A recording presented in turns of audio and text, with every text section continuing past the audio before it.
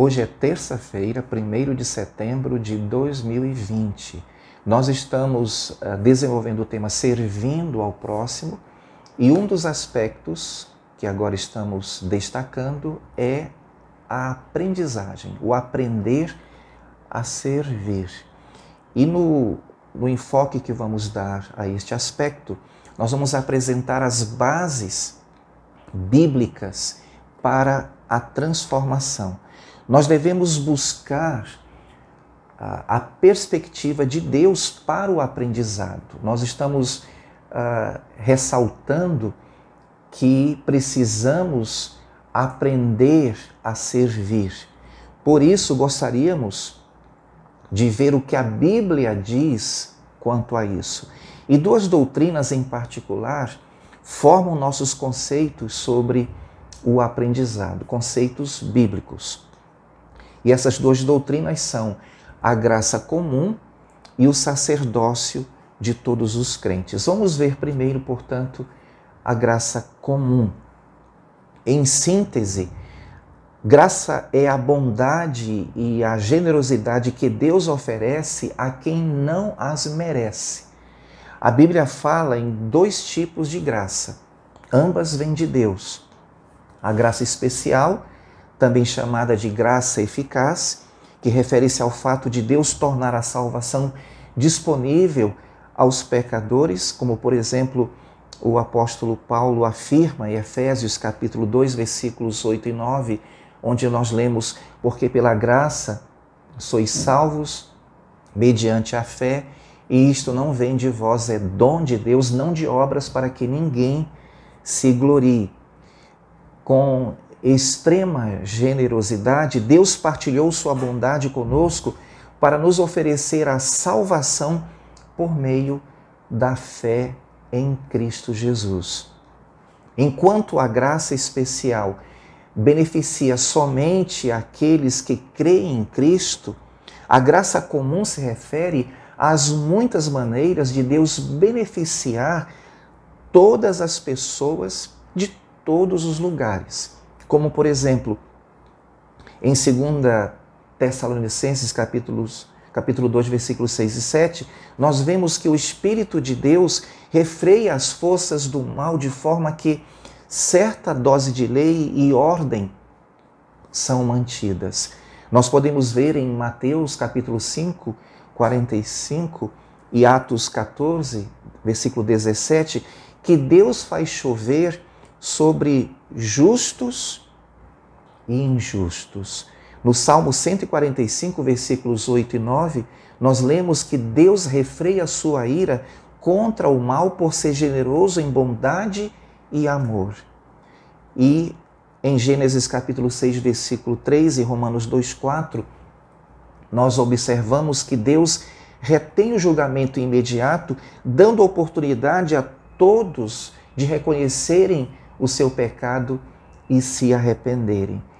E em Romanos 1, 20, Deus revela o seu poder eterno e sua natureza divina a todas as pessoas. Nós precisamos lembrar de que Deus gravou sua imagem no homem. E isso faz parte da graça comum e significa que até aquelas pessoas que não são regeneradas, aquelas pessoas que ainda não são conscientes do que eu e vocês temos agora, da nossa condição de pecadores, miseráveis, mas regenerados pelo Espírito Santo, transformados agora em filhos de Deus. Essas pessoas não salvas, que não têm relacionamento com Cristo, carregam também a imagem de Deus, embora deformada, distorcida pelo pecado. Por isso, estas pessoas fazem coisas boas, como, por exemplo, ajudar pessoas, serem gentis, fazerem contribuições. Essas manifestações da graça comum devem nos lembrar da bondade do Senhor Deus e nos levar a confiar somente nele.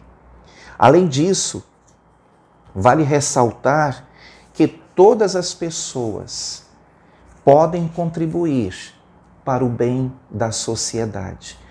Até mesmo estas pessoas não salvas, não regeneradas. Por exemplo, cientistas ateus fazem descobertas que nos beneficiam. Pilotos de avião não cristãos nos levam com segurança. Médicos descrentes auxiliam na cura porque entendem como funciona o corpo humano.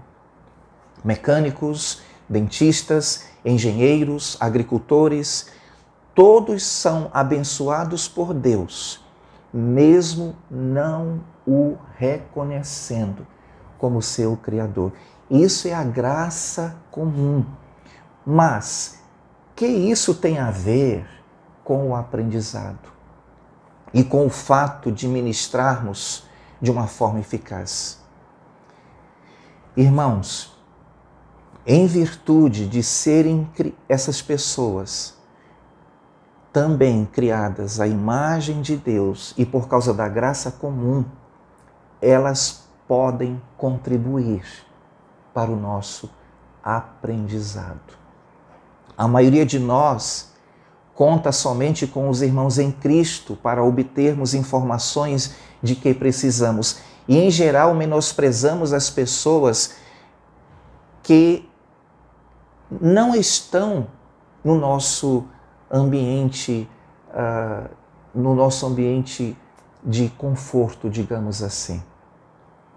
Nós não vemos as outras pessoas como pessoas que podem contribuir para o nosso crescimento, para o nosso aprendizado. Desperdiçamos a oportunidade de aprender com elas, de ouvir o que elas têm para dizer. Porque, de um modo inconsciente, achamos que elas nada têm a nos oferecer. Desta forma, nós estamos desvalorizando o aprendizado com aquelas pessoas que não são crentes.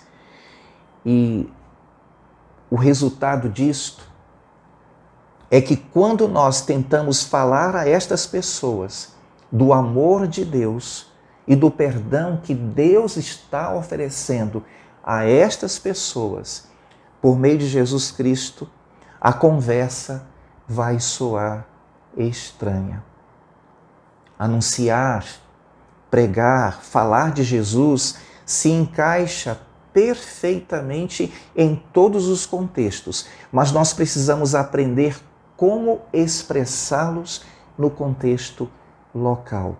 Somente quando demonstramos abertura e aceitação a todas as pessoas, quando nós conquistamos a confiança das pessoas e aprendemos com as pessoas, é que elas então estarão com seus corações preparados para receber a semente do Evangelho. Somente quando demonstramos abertura e aceitação a todas as pessoas, quando conquistamos a confiança das pessoas e aprendemos com elas, é que nós poderemos ter a esperança de retratar um Cristo que será mais parecido com as pessoas do contexto em que nós estamos ministrando do que um Cristo parecido conosco. Isso vai exigir mudança da minha parte. Agora, é muito importante ressaltar que, embora possamos aprender com todos, quando há conflito entre verdades da cultura e a verdade da Bíblia, a verdade da Bíblia prevalece. O discernimento é uma habilidade importante na busca da verdade, seja por meio da natureza, seja por meio de outros cristãos, seja por meio de pessoas que não são cristãs. Apesar de Deus revelar sua vontade por meio de todas estas fontes, a Bíblia é a nossa autoridade final para a verdade. A Bíblia é a nossa única regra de fé e prática. É importante destacar que nós precisamos ter o cuidado de não confundir os nossos valores culturais com a verdade. E veja como Deus exemplifica a graça comum na vida do lavrador. E aqui eu gostaria de apresentar agora, como um exemplo da graça comum, um texto que está em Isaías, no capítulo 28, versículos 23 a 29. Nós vamos observar aqui como Deus exemplifica a graça comum. O texto diz: inclinai os ouvidos e ouvi a minha voz. Atendei bem e ouvi o meu discurso.